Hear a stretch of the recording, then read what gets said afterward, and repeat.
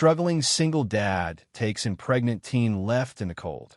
Years later, she becomes his miracle. Before we get into the story, comment below where in the world you are watching from today, and if you like this story, don't forget to subscribe. The snow had been falling since before dusk, thick and silent, blanketing the Vermont backroads in a kind of hush that seemed to still time itself. Jonas Ellery leaned forward in the cab of his truck, his tired eyes squinting through the windshield as the wipers swept back and forth with a mechanical rhythm. It was the coldest night of the year, and every tree along the road stood still, burdened with white, as if bracing itself against the weight of winter. He was late getting home. Rosie would be tucked in on the couch by now, a flashlight in one hand and her favorite book in the other, pretending not to wait up. She always said she wasn't scared when he worked late, but Jonas knew better. The nights had been long since Mary passed, and though they didn't talk about it much, both of them still flinched at silence. As he rounded a curve near the edge of the woods, the headlights caught something on the side of the road.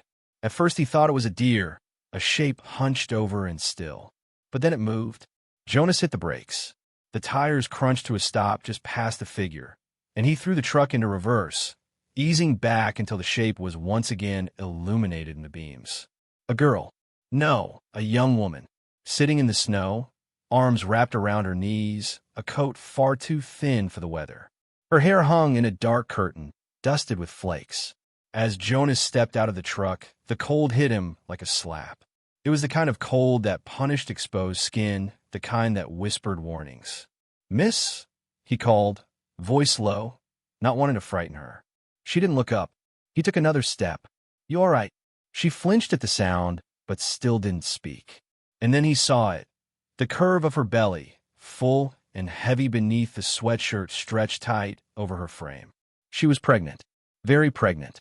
Jonas didn't ask more. He didn't need to know the story. Not yet. Maybe not ever. He just took off his coat and draped it over her shoulders, gently. "Come on," he said, more invitation than command. "You can warm up at my place. It's just down the road." She hesitated, the kind of hesitation born from too many broken promises. But slowly, she let him help her to her feet.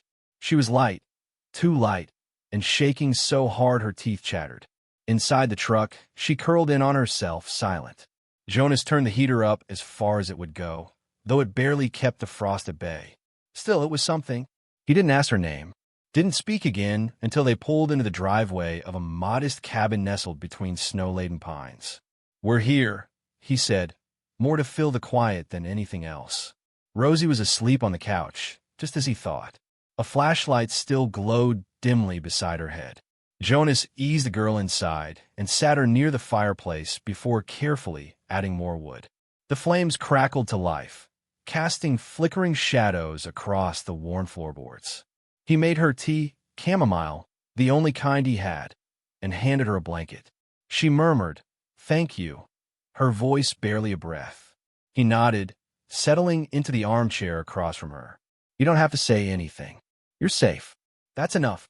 For a long while, the only sound of the fire, the occasional creak of the old cabin settling, and the wind howling just beyond the walls. When she finally spoke again, her voice cracked with cold and something deeper. "My name's Willa." Jonas smiled softly. "I'm Jonas. That sleepy head over there is Rosie." She nodded, as if filing away the information carefully. Then, after another pause, "I didn't know where else to go." "You found the right place," he said, surprising even himself with the certainty of it. That night, Jonas didn't sleep much. He sat by the fire after tucking Rosie back in, listening to the wind, wondering what storms this young woman had already weathered long before she ever set foot on his road. Upstairs, Willow lay in the small guest room under a patchwork quilt Mary had sewn years ago. She stared at the ceiling, one hand resting on her belly, feeling the soft shifts of the child inside. She had expected judgment. She had braced for cruelty or indifference. What she found was firelight, tea, and silence that didn't need filling. Downstairs, Jonas added another log to the fire. Outside, the snow continued to fall, but something new had begun to settle in the cabin. Not just a stranger, but the beginning of something different. Not a rescue, Not salvation, just kindness. And the quiet start of a story neither of them had expected. The sound of quiet things. The first morning came with frost along the window panes and the scent of coffee. Weak, but enough. Jonas moved about the kitchen in quiet rhythms. Pan on the stove, eggs cracked with practiced ease, butter melting with a low sizzle. He didn't speak, didn't expect her to either. Willa sat at the small table, wrapped in one of Rosie's old cardigans. Her hands were wrapped around a chipped mug, steam curling gently into the still air. Her eyes, haunted, cautious, followed Jonas as he cooked, not out of mistrust, but as if trying to memorize what safety looked like. Rosie, barefoot and half asleep, stumbled in with a blanket around her shoulders like a cape. "She's still here," the little girl whispered, eyes wide with the kind of quiet excitement only children possess.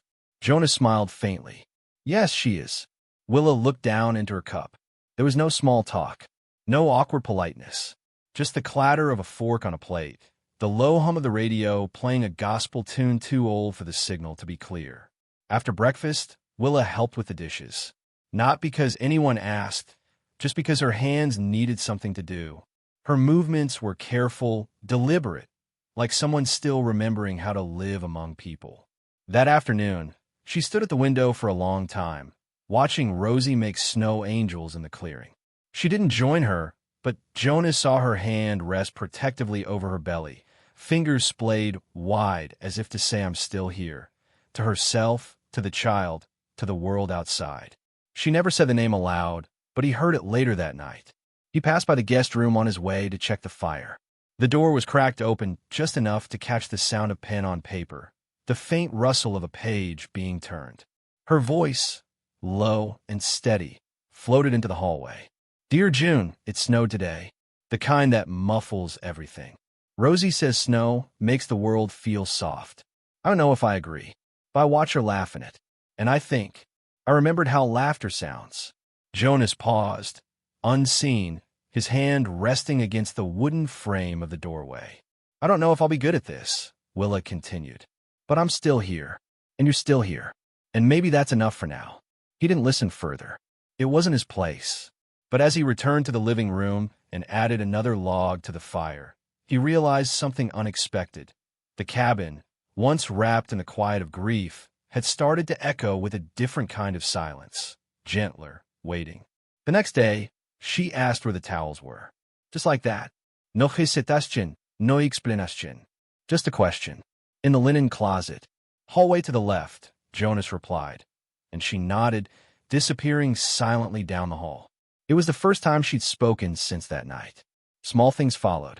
She began folding laundry, mostly Rosie's, often Jonas's, careful to place every piece exactly as it had been found. She started sweeping the kitchen, even when it didn't need it. Not out of obligation, but out of a need for order. A need to do. And every night, when the fire had dimmed and Rosie was curled beneath her quilt of patchwork stars, Willa wrote. Always by the window, always in silence. Letters that were never meant to be mailed. Jonas never asked to read them. He didn't need to. A week passed, then two. And, slowly, something shifted. Rosie, who had grown used to the rhythm of a quiet house, now lingered near Willa more than Jonas expected. She'd sit beside her with crayons, handing Willa sheets of paper and whispering, "You could draw the baby if you want." One day Willa did. A round-bellied stick figure with a crown and smile too big for her face. She didn't say anything, but she kept the picture, folding it gently into the back of her notebook. That night, Jonas found her by the fire, cradling a cup of tea.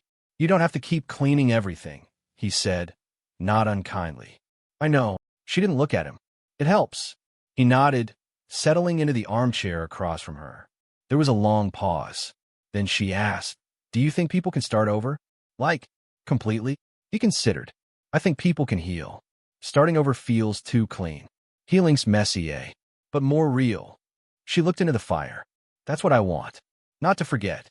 Just not to disappear." Jonas didn't answer right away. He watched the flames dance, thinking of his wife, of the early days without her, of Rosie learning to crawl while he sat on the floor, weeping into his hands. "You're not disappearing," he he said. You're showing up. Every day. That counts for something. Willa's lips parted slightly, then closed again. She nodded once. Just once. On the 12th night, a soft snow returned.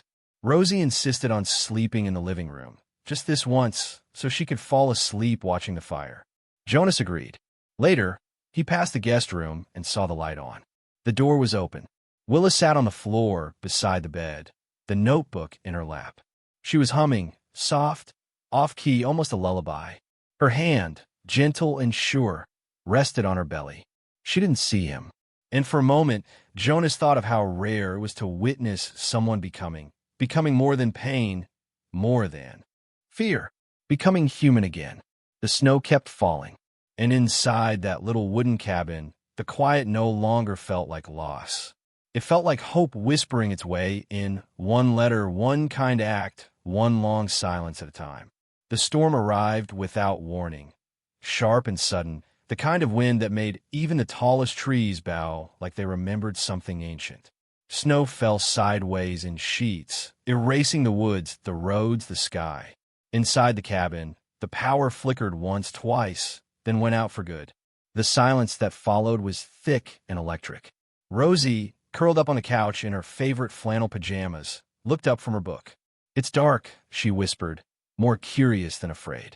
Jonas lit a lantern from the emergency shelf and set it gently on the windowsill. Its glow threw long shadows across the floor, soft and gold like candlelight on a prayer. We're okay, he said. Fire's still going. And we've got cocoa. Rosie beamed at that and ran to fetch the marshmallows. But Jonas noticed something else, the sharp hitch in Willa's breath. She was standing by the doorway to the hallway, one hand braced on the frame, the other wrapped tightly around her belly.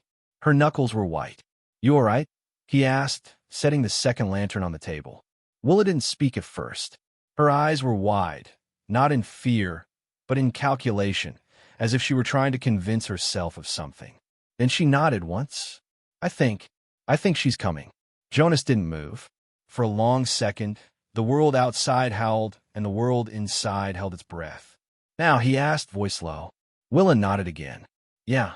He crossed the room quickly but calmly, lowering Rosie back to the couch with a whisper. Sweetheart, I need you to stay right here. I'll bring you your flashlight, okay? Just like a camping trip. No matter what, you stay warm and you stay here. Rosie, with the uncanny intuition of children who've lived near grief, simply nodded. Okay, Daddy. Jonas turned back to Willa. Her breathing had quickened, her forehead damp.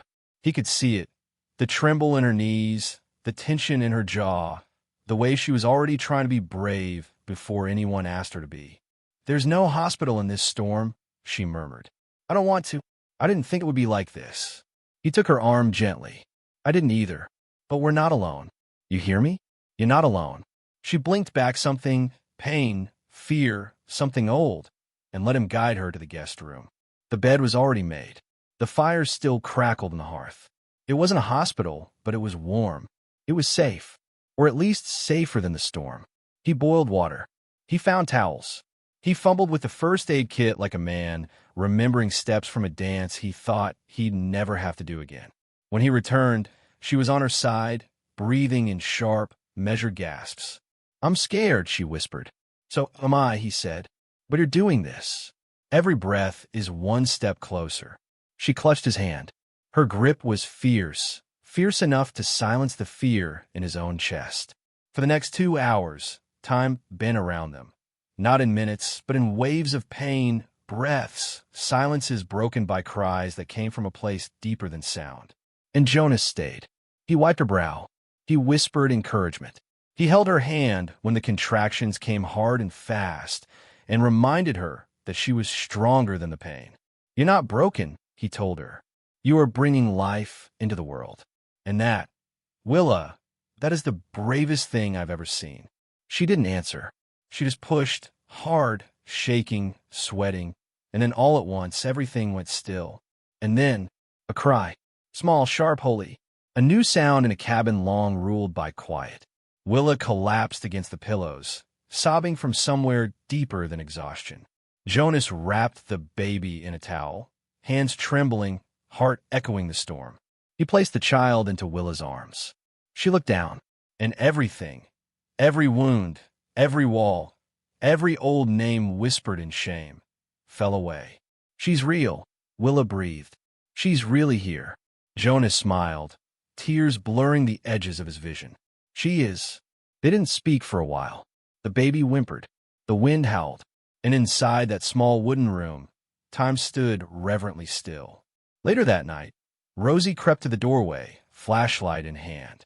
Jonas met her there, crouching to her eye level. "Can I meet her?" she whispered. Jonas looked back at the room. Willa asleep now, baby cradled safely in the crook of her arm. Then he nodded. Rosie tiptoed, and like the snow itself, had taught her silence.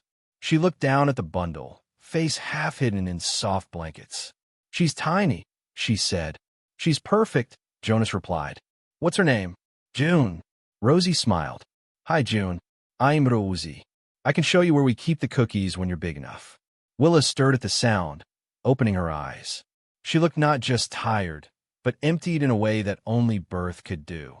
And when she saw Rosie beside the bed, she didn't tense. She just smiled.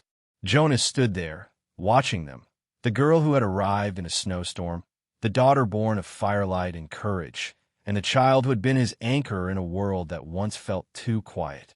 He thought of his wife, of the nights he'd sat in this very room, aching with loss. And now, there was something new, not to replace the grief, but to stand beside it. The fire cracked softly behind them, like it was listening. And Jonas knew, without a doubt, that something holy had been born, not just a baby, but a beginning. The quiet work of love. The snow lingered longer than usual that winter, thick along the eaves of the cabin and heavy on the branches like a silence that refused to lift. But inside, something was shifting, not loud, not sudden, but steady like roots finding their way into thawing earth. Willa and June had been sleeping in the guest room since the birth, a cozy corner tucked beside the hallway, close to the fire and the kettle song. But the space had never been meant for two, let alone a mother and a newborn. The crib was borrowed, the shelves cluttered with coats and canned goods, and every night, Willa tucked June into a makeshift cradle with care, folding her own blankets around the baby like armor against the past. Jonas saw it all. He didn't say anything, at least not in words. But one morning, after Rosie had gone to school and Willa had fallen into an exhausted nap, he opened the door to the small spare room at the end of the hall. It had once been a workshop, a forgotten space that still smelled of pine, shavings, and oil, the ghost of tools long packed away after Martha died. Jonas stood in the doorway for a long time, one hand on the frame, the other deep in his pocket. The dust was thick, the windows clouded, but the light still came in, soft and golden, as if waiting for something to begin again. He rolled up his sleeves and got to work. At first, it was just cleaning, clearing cobwebs, wiping down the shelves, folding back the old tarp that had covered the bench. But soon it became more. Jonas began sanding the windowsills, patching the cracked drywall. He installed a heater, replaced the broken latch on the window, and went into town for paint. The color he chose was soft sage, a quiet green, like spring remembered in the middle of snow. He didn't ask Willa's opinion. Somehow he just knew. And each night, when the house quieted and Rosie fell asleep with her flashlight on and Willa rocked June in the old chair by the fire, Jonas returned to the room.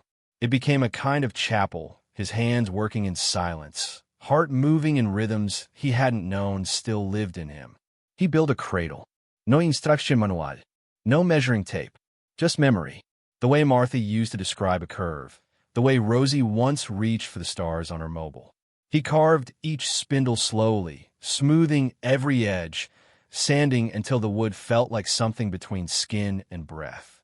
Then he hung a tiny mobile from the rafter, stars and moons carved from old clock parts and bits of maple. When the window opened, it turned gently in the breeze, the softest sound, like a lullaby whispered in a language only children understood. He added shelves, a rocking chair. He stitched a quilt from scraps of Rosie's old baby clothes and one soft flannel shirt of Martha's he had never managed to give away. It wasn't grand, but it was theirs. One evening, as twilight pressed in, Willow walked past the open door and froze. The scent of fresh wood and lavender drifted out like an invitation.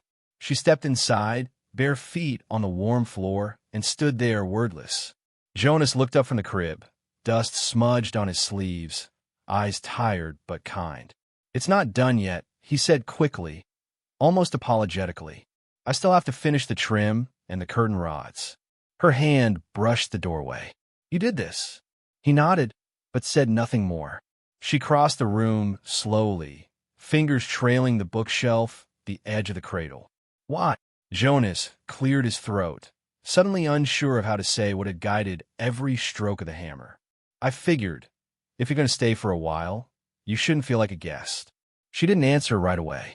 Her eyes shimmered, catching the pale evening light. "I haven't had a room of my own since I was 17, she said. "Not really."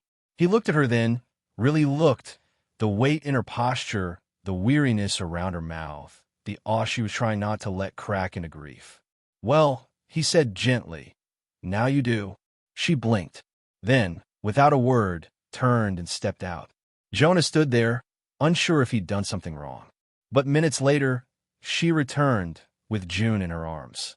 She crossed the room, slow and reverent, and laid her daughter into the new cradle. The baby stirred, fussed once, then sighed. Peaceful. Willa placed one hand on the quilt and the other on the edge of the crib. "She fits," she whispered. "So does the room," Jonas said. She turned to face him, a small, disbelieving smile tugging at her lips. "You didn't have to do this." "I know." "Then why did you?" He swallowed hard. "Because someone should have. A long time ago." The words settled between them, heavy and healing. That night, Jonas couldn't sleep. He sat by the fire, the old kettle hissing beside him, and stared into the glow. The house was quiet, but not empty. Not anymore. Upstairs, a woman and her child slept in a room built by hand and by heart. He didn't know what the future held. He didn't know if Willow would stay, if June would grow up under his roof, or if the rhythms of this winter would carry into spring. But he knew this. Kindness didn't ask for guarantees. It simply opened the door, hammered wood together, stitched hope into quilts, and waited, patient, willing, ready for someone to believe it. And tonight, that was enough. The letters never sent. The Vermont sky was unusually still that night. No clouds, no wind, just a full, round moon rising above the trees like a silent goodnight to those carrying words they hadn't yet spoken. Willa sat alone in the room Jonas had built with his own hands. June slept soundly in the wooden cradle, one tiny hand resting against the soft, hand-stitched quilt.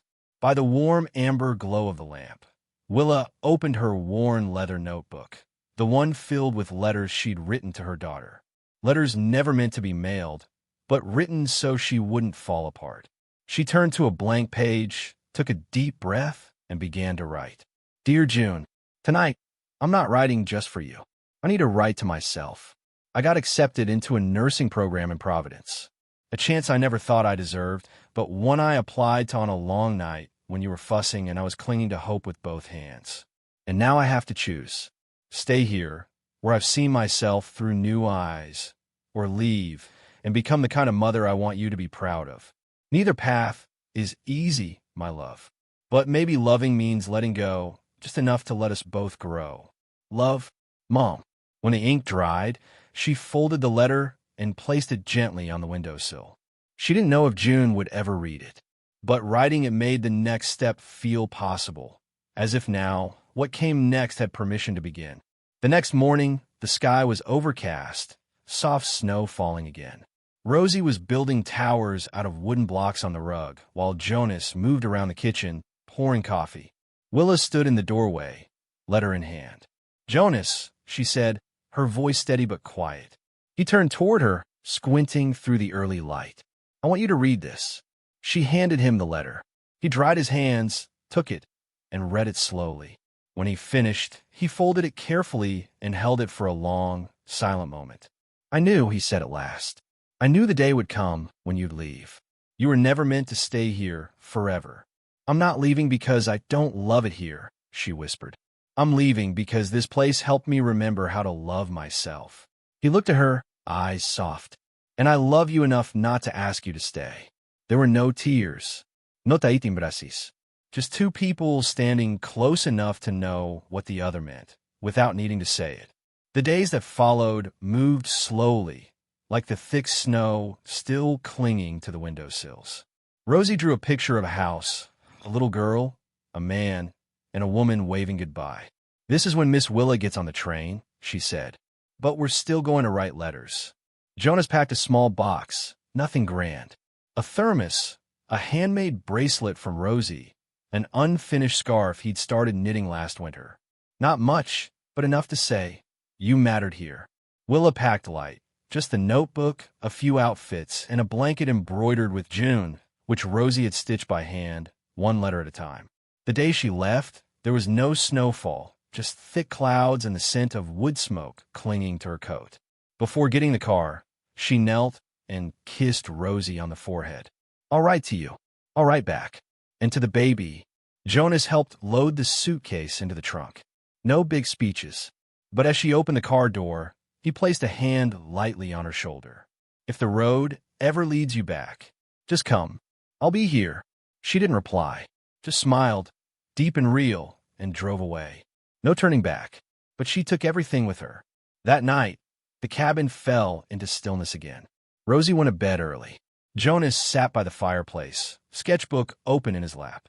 He drew the room he had built, but this time he added two figures by the window, a woman and a child, watching snow fall. Below the sketch, he wrote, "Some people pass through your life. Some build you a room and leave the light on. The fire that never went out."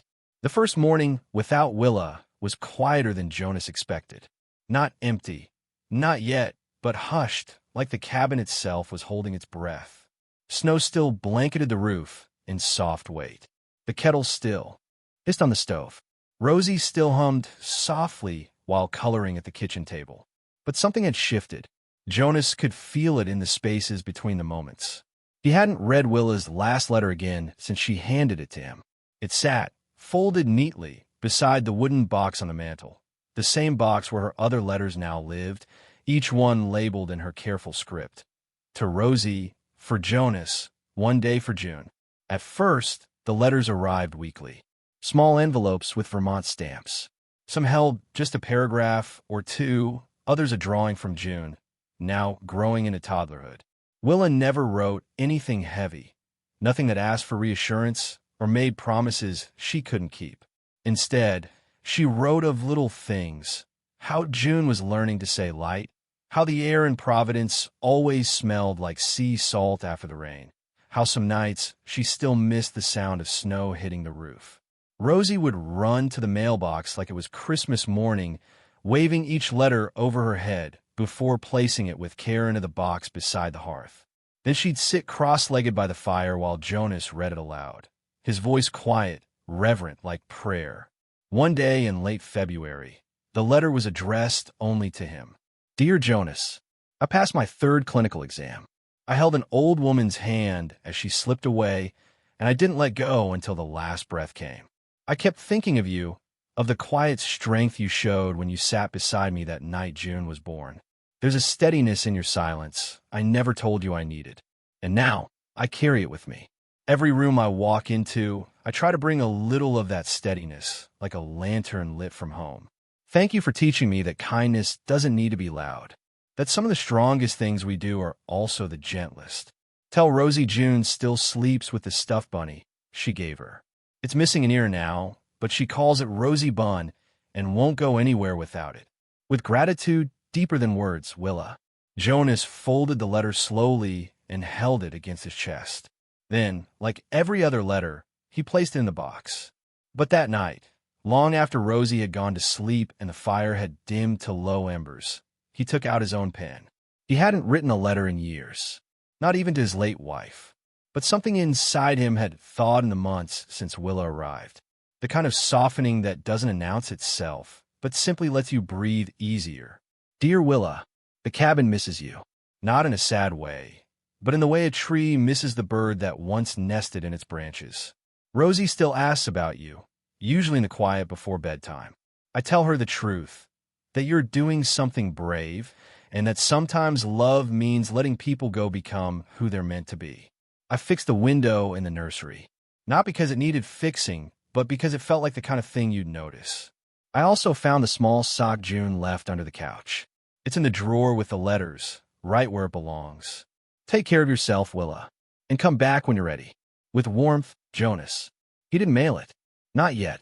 But the act of writing it felt like stoking the fire, just enough to keep it alive. That winter slowly softened into spring. The snow melted, then froze again, and melted once more. The maple trees budded early. Rosie grew another inch. Jonas started sketching again, and every now and then, a letter would arrive. Folded gently, marked by hand. Proof that distance didn't mean disappearance, and that some people, no matter how far they go, never really leave. Because some fires, once lit, don't go out. They just wait. And hope, tucked inside envelopes and hearts alike, keeps them burning. When she came back, the room smelled like antiseptic and the faintest memory of pine. Jonas lay still beneath thin white sheets, his chest rising slowly, rhythmically, tethered to quiet beeping and wires that looked too stark against skin that had once weathered wind and wood and long Vermont winters. Now, under the hospital's fluorescent light, he looked smaller somehow, fragile in a way Rosie had never seen before. But it wasn't Rosie who sat at his bedside. It was Willa. She hadn't hesitated. When the call came, a school secretary with worry in her voice, saying Rosie had told her teacher she couldn't reach her dad. Willa had already been packing. Maybe it was instinct. Maybe it was love. Maybe it was something softer and unnamed. But she didn't stop to ask permission. She only whispered, "We're going," to June, whose curls bounced as she nodded, eyes wide. The drive back was quiet. June, now 5, watched the snowy world pass in silence, her small hands holding tight to Willa's. It had been almost a year since they'd last seen Jonas and Rosie, but time had a strange way of softening in the presence of love. Willa had kept in touch through letters, packages, little wooden toys carved by Jonas, and drawings sent back by Rosie. There were phone calls, too, though fewer than she wished. And yet, when they stepped through the hospital doors, it felt like no time at all had passed. Jonas hadn't woken yet. The nurses said it had been close. Collapsed on the porch, mitten still in one hand. If the neighbor hadn't found him, hadn't called the ambulance, the ending might have been different. Willa hadn't cried, not yet. There hadn't been time. June clung to her side as they were led to his room, her voice soft, asking, "Is Papa going to be okay?" Papa. It was the first time Willa had heard her daughter say it aloud. She didn't correct her. Now, Willa sat in a chair pulled too close to the bed, Jonas's hand resting inside hers. She traced the lines of his fingers with her thumb, memorizing them all over again. She read to him. Not books, but letters, ones he'd written, ones she never sent back. She pulled them from the small box she had brought, the one that once held every scribbled note she'd ever written to June during those first months in the cabin. She had added to it since then, and now, on the brittle edges of hope, she pulled one out. "Dear June," she read, her voice low and careful. "Today I saw the man who gave us a home lying in a hospital bed, and my heart broke open in ways I didn't know it still could. I never said thank you the right way. I never said I love you in the way he deserved. But he knew. I think he always knew." Her voice cracked. She stopped reading. Jonas stirred. Barely. A twitch of the finger, a flutter beneath the lids. Willa leaned in, heart thudding. "Jonas?" she whispered. His lips moved, nothing clear. Just a shape. But she saw it. She knew what he was trying to say. Her name. It took another day before he truly woke. When he did, Rosie was there too, her head against the blankets, one hand on his arm. "Dad." He blinked slowly. "Hey, Bug," he rasped. Rosie cried. Willa didn't. Not yet. Later, when a nurse gave them space, Jonas turned toward Willa. June sat in her lap, eyes tired but watchful. "You're really here," he said. "I never really left," she whispered. He reached for her hand again. "You scared me," she added, trying for a smile. "Next time, don't keep things like congestive heart failure a secret. I didn't want to be a burden." "You're not." He glanced down at June, whose fingers now curled into his blanket like roots. "She's gotten so big. She asks about you every week." Jonas's throat moved like he was swallowing more than just words. "She called me Papa," he whispered. Willa nodded. "That okay?" He didn't speak. He just nodded once. And then the tears came, slow and quiet and long overdue. The next few days were filled with tests, quiet conversations, nurses in and out. Rosie stayed with a family friend in town, but visited each day, always with a drawing or joke to share. Willa stayed the night. She never asked. She just did. And each evening, when the room dimmed and the halls hushed, she read aloud. Letters to June. Letters to Jonas. One's written and never sent. One's written in the quiet hope that maybe one day she'd get to read them like this. Jonas listened. He always had. One night, she read him the letter she wrote on the day she left. He didn't say a word. When she finished, he whispered, "I kept the room the same. I know. I couldn't bring myself to change it. Just in case." Willa smiled then. Not wide. Just soft. "I want to come back," she said. Jonas closed his eyes, like the words steadied something that had been swaying too long. "Then come back," he whispered. Outside, snow began to fall again. But inside, in that pale room that smelled of antiseptic and pine, a fire lit, not with matches, but with the warmth of people who had chosen each other once and were brave enough to choose again. The light between us. The spring came gently that year, as though the earth itself understood the quiet new beginning taking root inside the cabin on the hill. Snow receded like a tired guest, leaving behind patches of wet earth and hopeful green shoots that pressed up through the thawing ground. The trees, long bare and brittle, began to stretch toward the light. And inside the cabin, something softer was blooming too. Jonas moved slower now. His body reminded him daily of what had happened. But his steps, though cautious, were steadier when he saw June playing near the porch or when he heard Willa humming softly in the kitchen. She wasn't loud. She never had been. But the silence that once cloaked her like a second skin had begun to lift. Now, when she moved about the cabin, she did so as someone who belonged there, not someone waiting to be told to go. June, 5 and bright as morning, had adapted quickly. She followed Rosie everywhere, trailing after the older girl like a shadow, full of questions and laughter. The two of them filled the house with the kind of noise Jonas had forgotten he missed, stories and crayons, pillow forts, and the occasional spilled cup of juice. It was not chaos. It was life. One Saturday morning, as light filtered in through the kitchen window and the smell of cinnamon toast filled the air, Willa stood beside Jonas at the sink. He was drying dishes. She was rinsing them. Their hands moved in easy rhythm. "June wants to plant flowers," she said softly. Jonas glanced out the window where June and Rosie were crouched in the garden, poking at the dirt with spoons. "We can build them a little raised bed," he replied. Willa nodded. She said she wants daisies and something purple. She doesn't know what yet, just that it has to be purple. Jonas chuckled. "We'll figure it out." The water ran. Dishes clinked. It was the kind of quiet you leaned into, not the kind that hurt. He stole a glance at her profile, the curve of her cheek, the softness around her eyes that hadn't been there when she first arrived years ago. Something in him stirred, not sudden like a spark, but slow like embers remembering how to glow. That afternoon, while the girls painted stones to mark their future garden, Jonas showed Willa the back shed. "Haven't really touched this since. Well, since before." Inside was dust and memory. Tools lined the walls. An old rocking chair leaned against the far corner, paint peeling. Willa stepped in slowly, brushing her hand across the workbench. "This where you built the cradle?" she asked. Jonas nodded. "It still creaks," she said with a soft smile. He looked at her, eyes warm. "I can fix that."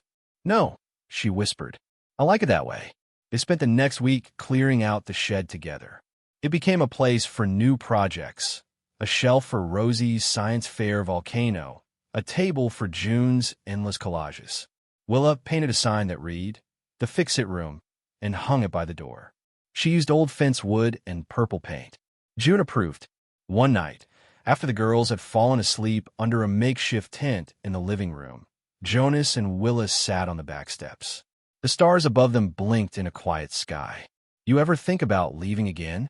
Jonas asked, Not accusatory, just curious. Willa took a long breath. Sometimes, she admitted. Not because I want to, just because I still wonder if I deserve this. Jonas was quiet a moment. Then, you came back. That's not nothing. She looked at him. Neither did you. Another silence. Not uncomfortable, just honest. Rosie asked if you're staying for good, Jonas said. Willa smiled. What did you say? Told her you already were. Even if you didn't know it yet. She laughed, then reached over and took his hand, tentative at first, then sure. The porch light flickered. The wind moved through the trees like a song too old to name. And in that moment, there was no need for promises or definitions. There was only presence.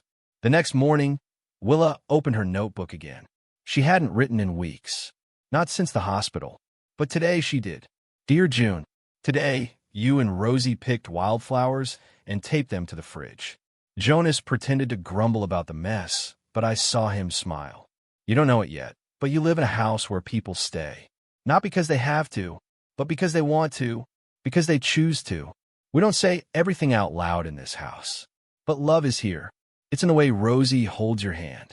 In the way Jonas adds cinnamon to your toast just right. In the garden we're building. In the creaky cradle.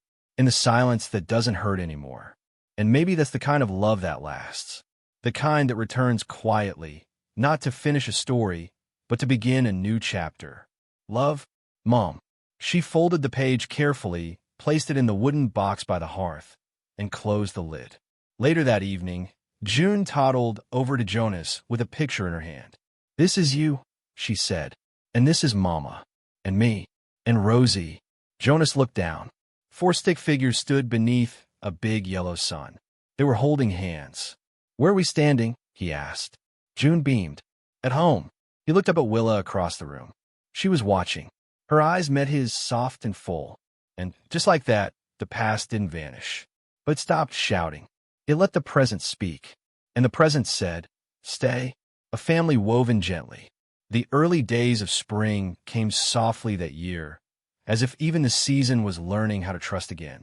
Snow melted not in sudden floods, but in quiet trickles along the edges of the cabin. Buds appeared cautiously on the branches. The path to the woodshed no longer crunched but gave slightly underfoot, thawed and forgiving. Inside the cabin, life unfolded not in declarations but in moments. A giggle from the kitchen, the scratch of pencil on paper, the creak of the old rocker Willa used when June nestled against her shoulder at the end of a long shift. These weren't grand gestures, but they stitched together the fabric of a life that had once seemed impossible. Rosie had taken to calling June Bug, not as a slight, but with the casual affection of a big sister who knew the little girl would follow her everywhere. June did, of course. She mimicked Rosie's every move, from the way she stirred her hot cocoa to how she folded the corner of a book page when she thought no one was watching.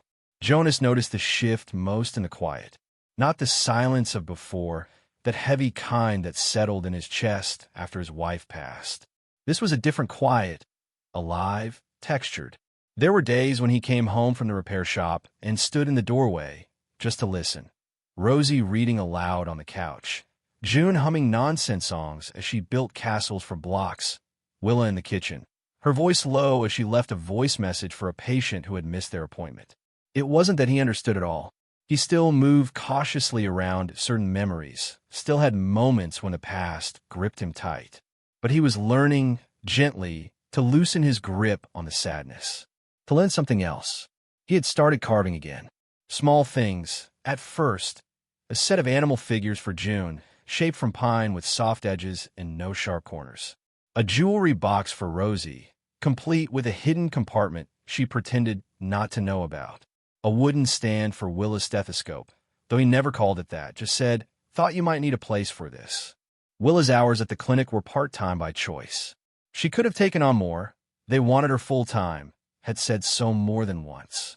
But she didn't want to miss the mornings, the way June looked up at her while brushing her teeth, like her mother, might hold the whole world together. She didn't want to miss Rosie's after-school questions or the late-night talks she and Jonas now shared over tea after the girls had gone to bed. There were no rules, no labels, no expectations. but there was something shared. One Sunday, Jonas found Willa outside, near the garden patch she'd started reviving. The earth was still hard in places, but she knelt beside it anyway, hands dirty and determined. He watched her for a while, then crouched beside her. "Didn't peg you for a gardener," he said. She smiled, not looking up. "I'm not. But I figure if something can grow here, I can too." They worked together, side by side, without filling the silence with unnecessary words. That night, June placed a single dandelion in a jar by the windowsill. "For the garden," she said, "so if it knows it's not alone." Letters continued. Not every night now, but often. Willa still wrote to June, but the tone had shifted. Less apology, more wonder. Sometimes, she wrote notes and tucked them into Rosie's lunchbox. Jonas started writing again, too, in his own quiet way, jotting ideas for new toys, thoughts for a memoir he'd never call a memoir, just a few things worth remembering. And the cabin, once a place that held grief like a second tenant, grew into something else. A home where nothing had been planned, but everything was chosen. Chosen in small ways. A shared chore list, bedtime stories rotated between 3 voices, the way Willa started leaving her slippers by the door instead of packed away. One evening in early May, Rosie approached Jonas with a drawing. It was their house, complete with crooked chimney smoke and the swing he'd finally fixed. Inside the window were 4 stick figures. She'd labeled them: Rosie, June, Willa, Jonas. He studied it for a long time before asking, "Is this how you see us?" Rosie nodded. "It's not the family I thought I'd have, but it's the one I want." Jonas swallowed hard and pulled her into a hug. "Me too, sweetheart. Me too." That night, he sat beside the fireplace, one of Willa's letters in hand. It ended with a line that read, "Maybe family isn't who you expect to show up. Maybe it's who stays, even when they don't have to." He looked around the room. Toys scattered, tea mugs still warm, the sound of Willa softly humming a lullaby upstairs, and realized the truth of it. A family had been made here, not from blood, but from choice. And some choices, once made, were forever. When June said, "Papa," the snow had been falling since morning. Not in a flurry, but soft and steady, like the world was being wrapped in something gentle. Outside the cabin, everything was hushed. Inside, the fire popped quietly in the hearth, and the kettle whistled low on the stove. Jonas sat in his armchair by the window, a blanket over his knees and a book resting open on his lap, though he hadn't turned a page in nearly half an hour. His eyes were fixed on the scene in front of him. June, now 5, and Rosie, 10, lying belly down on the rug, coloring side by side. They were working on a drawing together, a cabin, 3 figures, a dog that looked suspiciously like the neighbor's retriever, and a heart above the roof. June had taken to drawing hearts on everything lately. Rosie said it made things feel finished. Willa stood in the kitchen, pouring warm cider into 3 mugs. She moved with the ease of someone who had finally stopped bracing for the worst. The lines in her shoulders had softened over. The past few months, and her smile came more easily now. Not the tight, grateful kind, but the kind that belonged to someone who knew she had a place. Jonas watched all of it with a strange ache in his chest, something too layered to name. He had once believed his life would end quietly in this cabin. Just him, Rosie, and the ghosts of memory. But now, those memories had been joined by something new. Not to replace what was lost, just to soften the echo. "Papa," June said suddenly, not looking up from her drawing. Jonas blinked. The room went still. Rosie stopped coloring. Willa turned halfway from the counter. Jonas looked down at the little girl with her dark curls and oversized sweater sleeves, her hands still moving the crayon in slow arcs. "Papa," she repeated, as if it had always been his name. Something inside him cracked open, not painfully, just wide. He swallowed hard. His voice caught somewhere between breath and disbelief. He set the book aside, leaned forward slightly. "Papa's here," he said gently.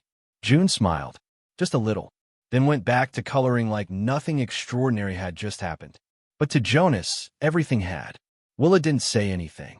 She walked over, placed the mugs on the table, then sat beside him. Her fingers brushed his, stayed. "I didn't teach her that," she said, voice low. "I know. Jonas replied. They sat like that for a while, the kind of silence that says more than speech. There are no declarations, no long explanations. Just that moment. Simple, unadorned, and profoundly complete.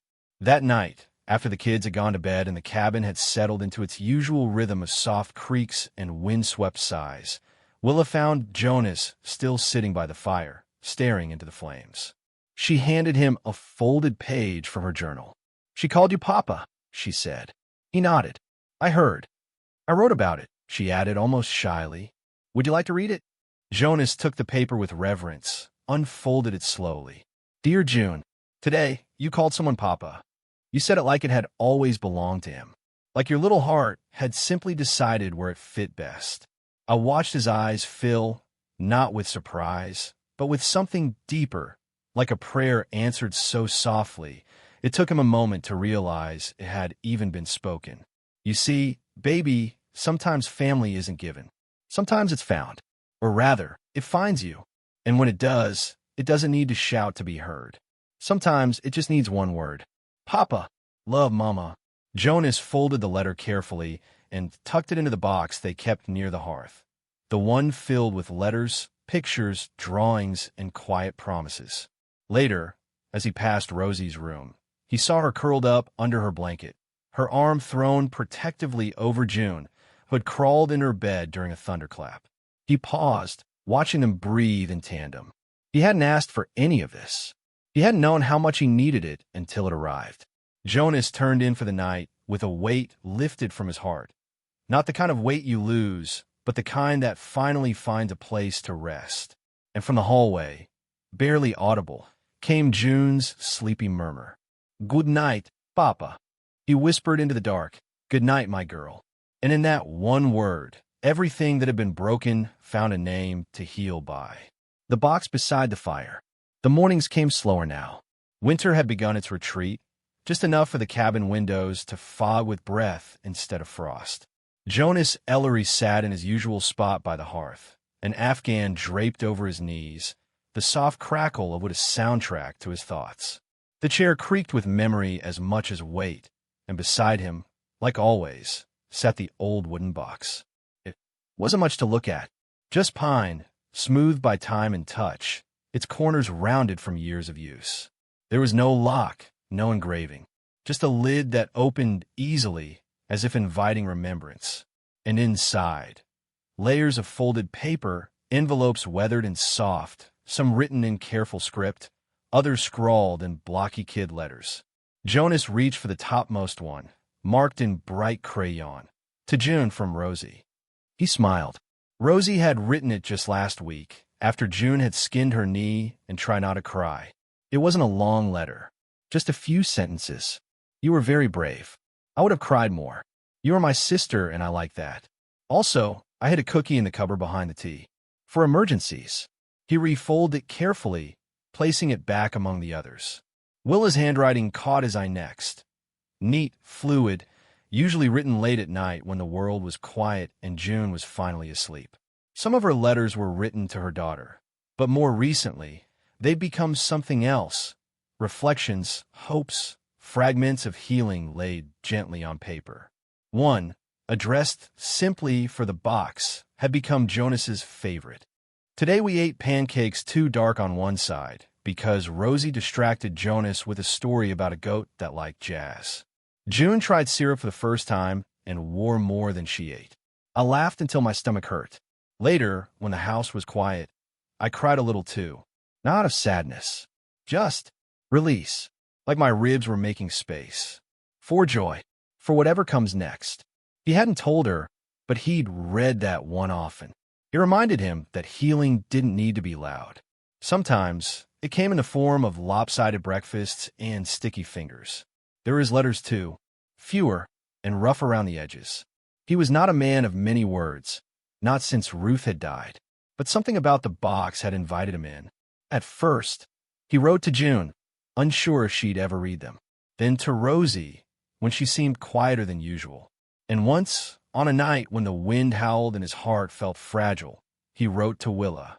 He hadn't told her. That letter sat at the bottom, still unopened.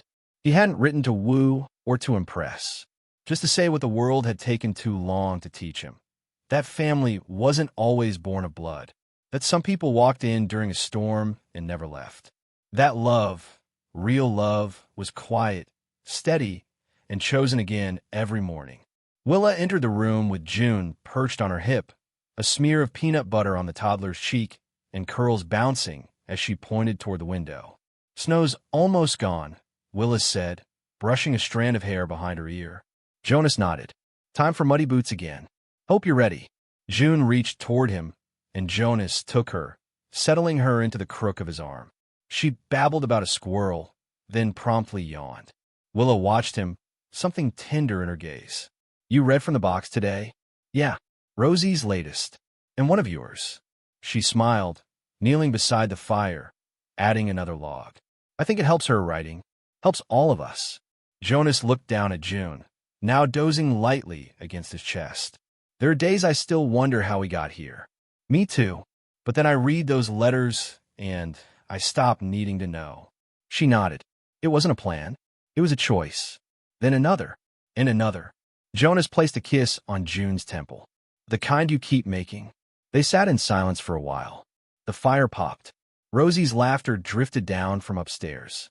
Outside, the snow melted into memory.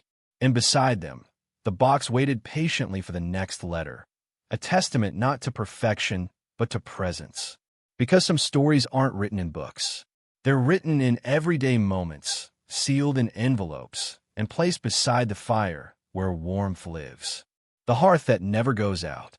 The wind had softened, though the cold still clung to the windows like an old memory unwilling to fade. Outside, the sky was streaked with the last light of day, painted in muted blues and golds, as snow fell in gentle spirals over the Vermont hills. Inside the cabin, the fire crackled, not roaring, but steady, casting an amber glow across worn wooden floors and softened faces. Jonas sat in his favorite chair, the old one with the worn arms and the cushion Rosie had patched with a scrap of her favorite flannel. Across from him, Willa sat curled on the couch, June sleeping in her lap, small fingers still clinging to her mother's shirt. Rosie, now a little taller and a little wiser, was stretched out on a rug beside the hearth, a sketchpad in front of her and colored pencils scattered like confetti. It was quiet, not the silence of absence, but the hush that settles when something whole has finally come to rest. Jonas watched the flames, his eyes following the dance of light. His heart still beat slower these days, sometimes unevenly, but it beat with something it hadn't known for years: peace. He had learned not to expect perfect endings. Life, he knew, was made in the small steadiness of staying. Willa looked up from June and met his gaze. She didn't smile, but there was something in her expression, that softened edge of knowing, that said more than any grin could. She gently adjusted the blanket around June and whispered she didn't nap all day. Finally gave in. Jonas nodded. "She's growing. Too fast." Willa looked down at her daughter, brushing a wisp of hair from her brow. "They both are." Rosie turned at that, hearing her name without hearing it. "I'm drawing the house," she said, holding up a sketch of the cabin from outside, warm light glowing in the windows. But from memory, from the first day Willa came. Willa blinked. "That was years ago." Rosie shrugged. "Some things stay with you." Jonas cleared his throat, quietly moved. "She gets that from her mother." They all knew he meant Ellen. And Willa, in a way that surprised even her, didn't shrink from it. Later, after June had been carried upstairs, her curls tucked into a pillow and her tiny limbs relaxed in deep sleep, the rest of them lingered. Rosie sat curled in Willa's lap now, pretending to read, but mostly just soaking the warmth. Jonas stood slowly, his joints creaking with the kind of age earned through both living and grieving. He reached into the cupboard above the hearth and pulled down the wooden box. The letters, the quiet witnesses of all they had been through. "Still keeping it up?" he asked Willa. She nodded. "Not every day, but when I need to remember." "Me too," Rosie chimed in. "I wrote one today." Willa raised a brow. "Really? For June?" Rosie hesitated. "No, for you." Willa looked surprised, then reached for the envelope Rosie handed her. It was written in crooked script, careful and brave. "I'll read it later," Willis said, voice thick. Jonas placed the box gently back beside the hearth. The lid closed with a soft click. Outside, snow continued to fall. Inside, time slowed. No wedding photos lined the mantel. There was no declaration of forever. There were no grand goodbyes or sweeping promises. Only the fire. Only the four of them. Only the choice, every single day, to stay. And that, as Jonas knew now, was enough. Because sometimes the most powerful love story isn't the one that begins with fireworks. It's the one that endures through long winters and quiet rooms. The one that rebuilds not with grand gestures, but with warm soup on cold days, with mended quilts, with lullabies sung off-key in the dark, and with a fire that never goes out. As the flames flickered low and shadows stretched gently across the cabin walls, Willa leaned her head on Jonas's shoulder. Rosie nestled into her other side. The quiet wasn't empty. It was full of memory, of breath, of all the ways love had stitched itself into the cracks. They didn't need more. They had everything, and the fire kept burning. In today's fast-paced world, where people chase material success and hide loneliness behind polite smiles, the story of Jonas, Willa, Rosie, and little June reminds us of something profoundly simple. Quiet kindness can change an entire life. There is nothing grand about Jonas stopping his truck for a shivering pregnant girl on the coldest night of the year. No moving speeches when Willa returned to the cabin with June in her arms. No dramatic movie moments. But those small acts, opening a door, warming up soup, building a room by hand, or quietly saying Papa's here, are what made a family. Not by blood, not by obligation, but by the choice to stay day after day with honest love and presence. This story invites us to rethink what family really means. In today's society, where distance, misunderstandings, and old wounds often pull people apart, we tend to think of family as something you're born into: parents, siblings, children. But family can also be built from broken people, from loss and quiet beginnings. Like Willa, writing letters to her unborn daughter to fight the silence inside. We, too, can write new chapters if we're brave enough to open our hearts. In a digital age where everything moves fast, news, messages, reactions, this story is a quiet reminder of the power of slowness and patience. Jonas didn't demand answers. Willa didn't instantly trust. But one step at a time they stayed. Through winter, through illness, through letters, and seemingly ordinary moments filled with quiet love. That's a real lesson, that sometimes healing doesn't come from doing something big. It comes from opening the door to a person, to a possibility, to yourself. It comes from choosing to stay through a hug, a smile, or a whispered, "I'm still here." And if you're walking through your own winter right now, don't forget that even the smallest flame, when tended with kindness and patience, can burn for a lifetime. Like the hearth in that little cabin, not dazzling, not perfect, but steady, and never going out. Before we go, I'd love to hear from you. Where are you watching from? Are you tuning in from the heartland of America, a quiet countryside, or maybe a bustling city dreaming of open fields? Drop a comment.